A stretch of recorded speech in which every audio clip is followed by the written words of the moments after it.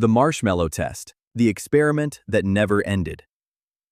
In the late 1960s, a psychologist named Walter Mischel sat a 4-year-old down at a table at Stanford University.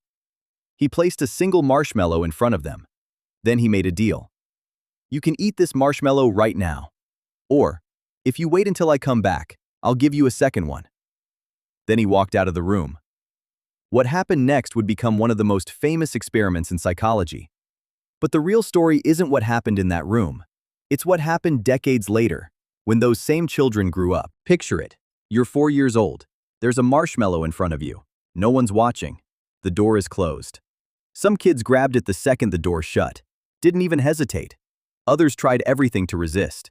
They covered their eyes, turned their chair around, sang to themselves, sat on their hands like the marshmallow might jump into their mouth if they didn't physically restrain themselves.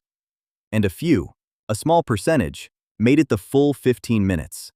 Calm, focused, eyes occasionally drifting to the marshmallow, then pulling away again.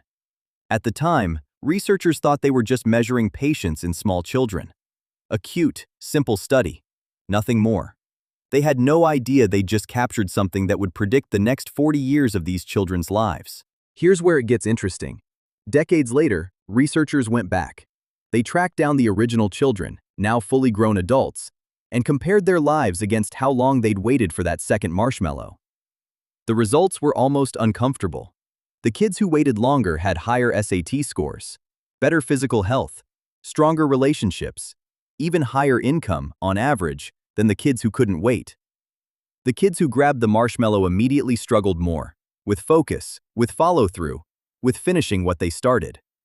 One single moment, at 4 years old, sitting alone with a piece of sugar and gelatin, and it echoed for the rest of their lives. But here's what almost nobody talks about. This wasn't just one study. Researchers kept building on it.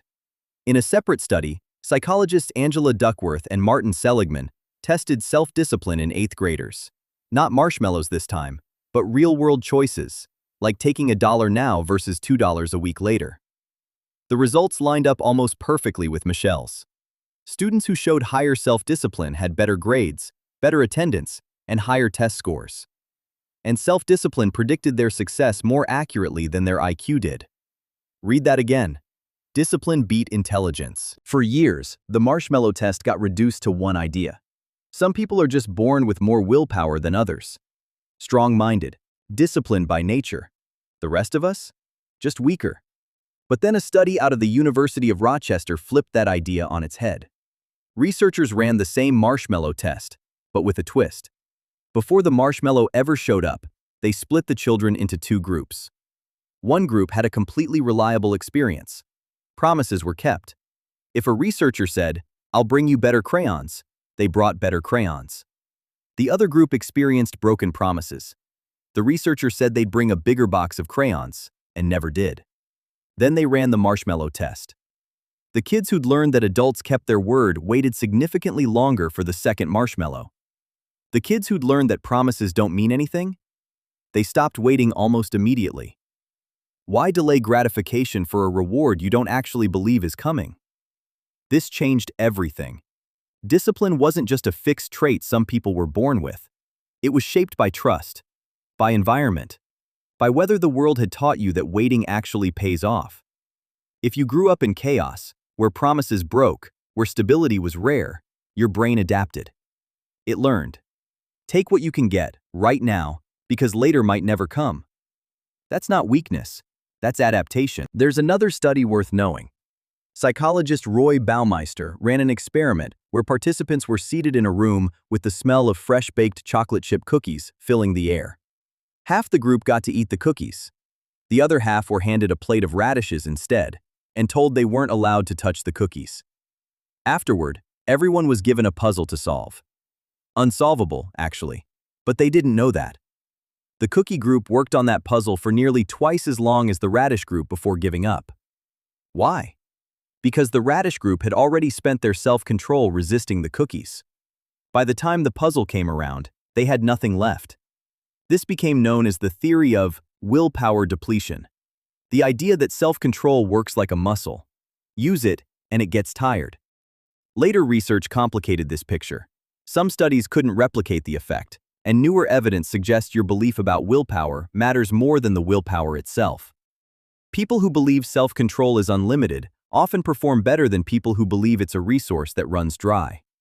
Which means the story you tell yourself about your own discipline might matter more than the discipline itself. So what does any of this actually mean for you, right now, in 2026? The marshmallow isn't sitting on a table anymore. It's your phone, lighting up at 11 p.m. when you should already be asleep. It's the snooze button at 5 a.m. when the gym is waiting. It's quitting at minute 10 of a 30-minute session because the result feels too far away to matter today. Discipline was never about willpower being something you either have or don't.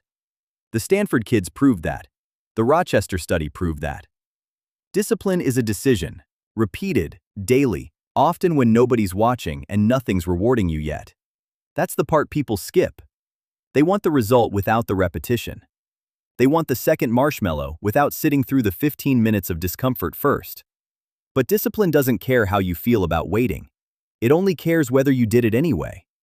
Every single day, you're handed a version of that same test. Wait, and the reward compounds, quietly, where you can't see it yet. Grab it now, and you stay exactly where you are, comfortable and unchanged.